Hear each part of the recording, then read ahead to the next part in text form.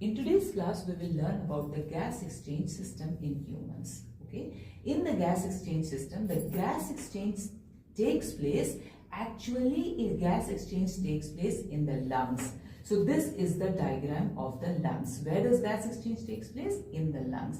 But in the lungs, which is the specific place where gas exchange takes place, that we will understand from the breathing pathway. That which means what are the organs which air passes when we take in air.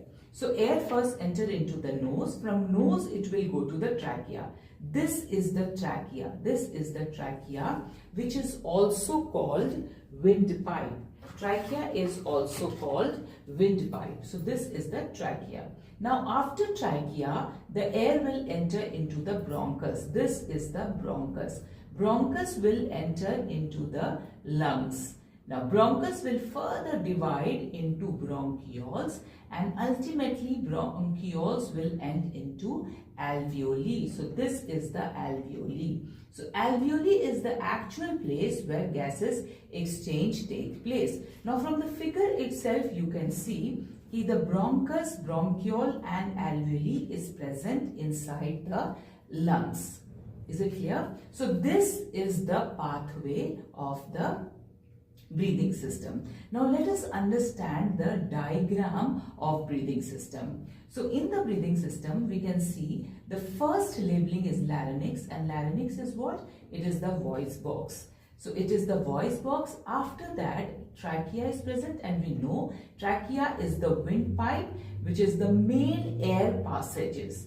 And then after trachea, you see in the trachea this C-shaped cartilage is present. C-shaped cartilage is present, and the function of this cartilage is to prevent trachea from collapsing and keep the airways open. Now, after this trachea, this branch is called bronchus, and bronchus also has cartilage in it. Then bronchus will further divide into bronchioles and then finally into alveoli. Alveoli is this circular thing. This is called alveoli, where actually gas exchange takes place. Was it clear? Now this lung is present on the top of a muscle that is called diaphragm. So diaphragm, and the outer part of the lungs, you see, it is surrounded by ribs. Now this ribs, this diaphragm, we will understand their role when we will talk about the inhalation and exhalation specifically. Okay, here we just pay attention to the gaseous exchange. Now we know that gaseous exchange takes place in alveoli. So a singular of alveoli is called alveolus. Now alveolus look like this, and it is surrounded by blood capillary. You see, this is the blood capillary, in which I represented red blood cell with these dots, you see. And the now singular of alveoli is alveolus. So this is the diagram of alveolus, and we already know that the actual gas exchange takes place in alveolus. Now you see, I tried to make you understand with the help of these arrow. Now you see that from air we are taking in oxygen, and since inside the oxygen is more, inside alveoli oxygen is more compared to the blood which is flowing in this blood capillary. So oxygen will diffuse out from the alveoli, and it is carried by red blood cell.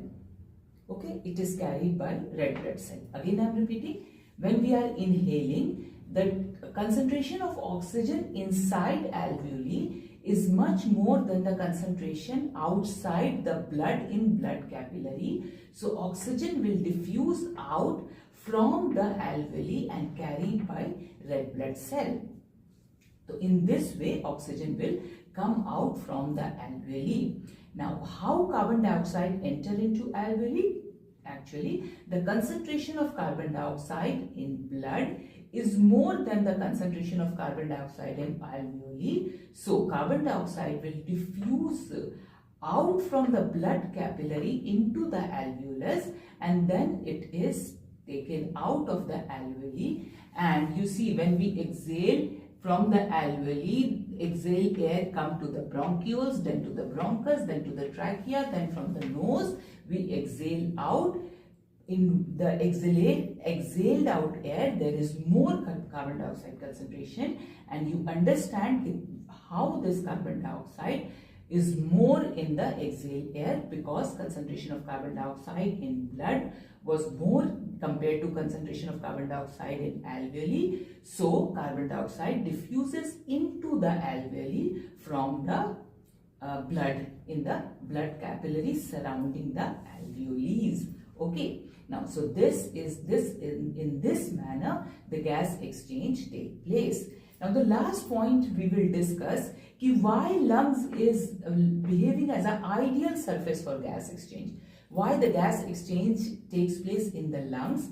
Because lungs has large surface area. You see so many alveoles are present, so it increases the surface area of the lungs. And this alveoli surface are very thin. That also helps in the gas exchange. Now there is good blood supply because alveoles are surrounded by blood capillaries, and there is enough air present in the lung because breathing takes place. That's why also lung is behaving as an ideal surface for gas exchange.